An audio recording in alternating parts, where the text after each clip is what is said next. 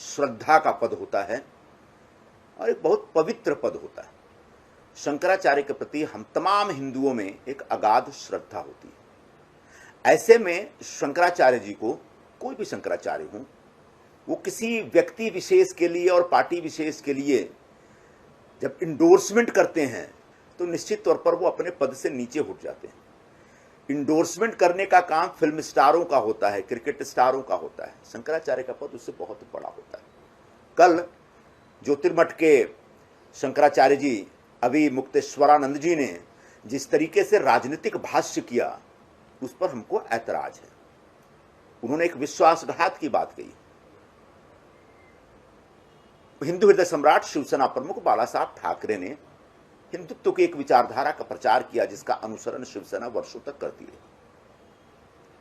2019 में बाला साहब जी के उसी हिंदुत्व की विचारधारा के आधार पर शिवसेना और भारतीय जनता पार्टी ने साथ साथ चुनाव लड़ा, लेकिन उद्धव ठाकरे जी अपनी व्यक्तिगत महत्वाकांक्षा के कारण उस विचार को त्याग करके कांग्रेस और एनसीपी के साथ जाकर सरकार बनाते और मुख्यमंत्री बन जाते। क्या यह विश्वासघात नहीं था? लेकिन मैं इसके आगे बढ़ के बोलूंगा कि वो अपनी महत्वाकांक्षा की वजह से एक राजनीति कर रहे थे, लेकिन बुनियादी तौर पर कहीं ना कहीं विचारों के साथ, हिंदुत्व के साथ वो विश्वासघात था। शंकराचार्य जी ने विश्वासघात का जिक्र किया और वो कह रहे हैं कि 2022 में एकनाथ शिंदे जी के नेतृत्व में जो शिवसेना के तमाम विधायकों ने उद्धव ठाकरे के खिलाफ विद्रोह किया और बाला साहब जी के विचारों के आधार पर पुनः बीजेपी के साथ सरकार बनाई, वो विश्वासघात था। ये शंकराचार्य जी को ऐसा लग रहा है, ऐसा कहना है उनका। वो भी विश्वासघात नहीं था, वो एक प्रकार की राजनीति थी। लोग अपनी अपनी महत्वाकांक्षा के हिसाब से काम करते हैं। उद्धव ठाकरे ने अपनी महत्वाकांक्षा के हिसाब से काम की और जो शिवसेना के जो विधायक थे उन लोगों ने अपनी महत्वाकांक्षा के हिसाब से और विचारों के आधार पर विचारों का अनुसरण करते हुए, बाला साहब जी के विचारों का अनुसरण करते हुए आगे बढ़ करके। ऐसे में शंकराचार्य जी का मातोश्री जाना वो उनका व्यक्तिगत फैसला, हमको उस पर कोई ऐतराज नहीं है। कोई भी साधु सन्यासी किसी को भी आशीर्वाद दे सकता है, लेकिन शंकराचार्य पूरे हिंदुओं के धर्मगुरु होते हैं। ऐसे में किसी खास हिंदू को आशीर्वाद देना और किसी दूसरे हिंदू के लिए एक बुरा भाव मन में रखना, मुझे लगता है ये शंकराचार्य के पद को शोभा नहीं देता।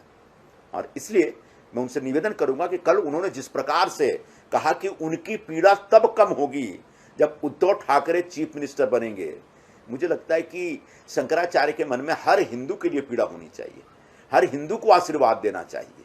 मुख्यमंत्री कौन बनेगा महाराष्ट्र का, ये शंकराचार्य नहीं तय कर सकते। ऐसी अपेक्षा कर सकते हैं, इच्छा रख सकते हैं, आशीर्वाद भी दे सकते हैं, लेकिन महाराष्ट्र का मुख्यमंत्री या किसी भी राज्य का मुख्यमंत्री वहां की जनता तय करती है।